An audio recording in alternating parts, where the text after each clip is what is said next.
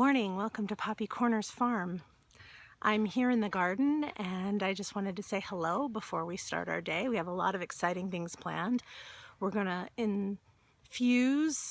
install, inoculate the logs with the mushroom spawn, shiitake. So we'll do that today. I'm hoping we'll open the beehive and have you see inside the beehive. And also I'll show you some of the plants. So let's get started. We had some microphone issues, so I'm doing some voiceover on this video. We got our plug spawn from Fungi Perfecti. I'll leave a link in the show notes. These are the dowels that are infused with the mycelium. All those little white bits are mycelium. And in the directions, it tells you exactly what to do. And the first step is to brush all of the moss and lichen off your logs. So I did that. I'm not sure if these are oak or ash, but either one will work. Then we drilled our holes. We drilled about 50 per log. And then after we drilled the holes, we inserted the plugs and pounded them in with a mallet.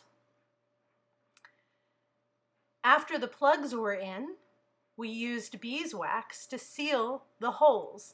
And this is beeswax that I got from my hive. You can also use a food grade wax like cheese wax, which is made of soy. And then the logs go where they're going to be for a year. So as you can see, we're going to lean these logs up against the house. This is a pretty shady area. That's a Bouteillea, a butterfly bush that gets really big. And of course we have this pepper tree providing a lot of shade. So we're going to lean them up. I put some tiles here that the kids painted when they were little because the logs should not be in contact with dirt at all. So they'll rest here and I will water them couple times a week until it gets ready. Remember the cover crop last week? Look how much it's grown. This is crimson clover and I'm using it as a green mulch. A green mulch is great for many reasons. It improves the soil as it's growing, it covers the soil, and then after it's bloomed I just chop it down, lay it on top of the soil and plant the next crop through the residue. So it's a really good option. Last year for Christmas I got Elizabeth a vinegar crock. We've used it for making red wine vinegar and white wine vinegar. And more recently, we were trying to make apple cider vinegar. We did this using apple peels and cores, and we've put it in our vinegar crock here, and it's been sitting there for about 3 months. So today we're going to try it out and see if it tastes any good. Right. All right. So here's our apple cider vinegar that we've made. I'm going to try it out here. Smells like vinegar, so that's good. It's got a light acidity. It's not super acidic. Well, let's see what Elizabeth. Smells like apple cider. Smells like a little like apple cider. That's good. It's almost like wine. That's good. Yeah. We like it. Okay, so we just looked in our crock. And there's a little bit of funky stuff going on the top of this thing here.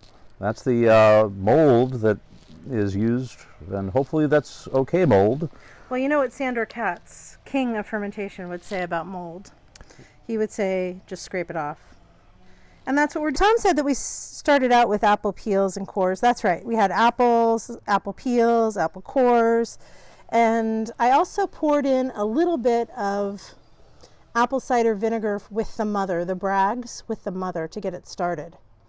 But after several weeks of that fermenting in mason jars, then I took all of that out and put just the vinegar into this crock. So there are no cores or apple peels in there now. It's just been fermenting with bacteria. So here's our canning shelf. And I wanted to show you that we have white wine vinegar and red wine vinegar that we already made. And let's go ahead and add our apple cider vinegar up here. I probably should have put it in a smaller bottle, you think? But we didn't have one available. So that'll sit up here. It will age in the bottle for several months, and then we'll use it when we run out of our vinegar that we're using now, and we'll keep it in the refrigerator once I open it. Time to give the chickens some greens, see if there's any eggs. In the summer, when it gets too hot for lettuce, I have to buy greens, which I kind of hate. But the chickens need it. They need green stuff every day.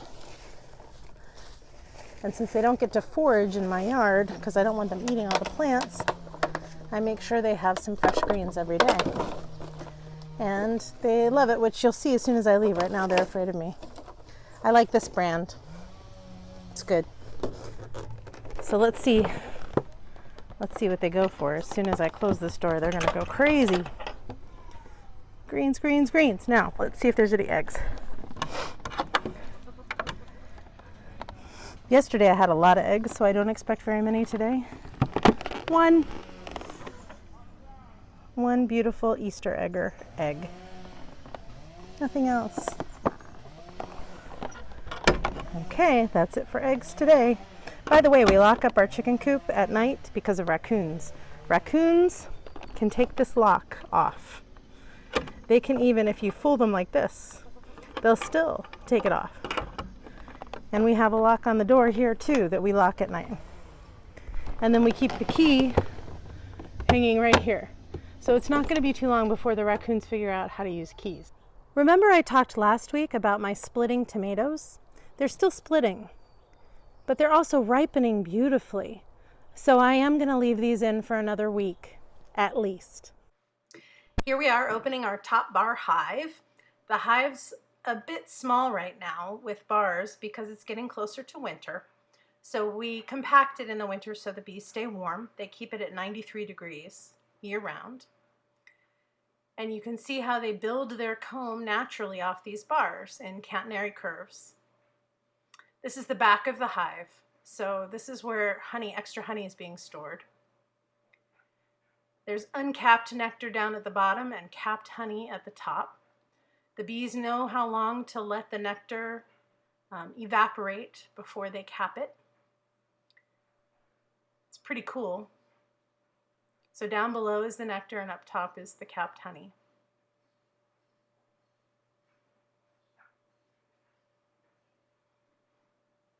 I wanted to see if we could see some brood in there today. The queen will be laying eggs a lot less at this time of year. But here's some brood. You can see the capped brood down there on the bottom, and up at the top is capped honey.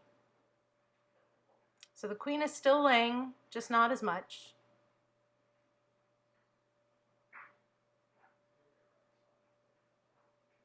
Now we're going to close up the hive. We removed a couple bars. Oh yes, and here's a bee that has some pollen on its legs. It's looking for a place to store the pollen. So we're closing up the hive, and here the bees are, happy in the garden.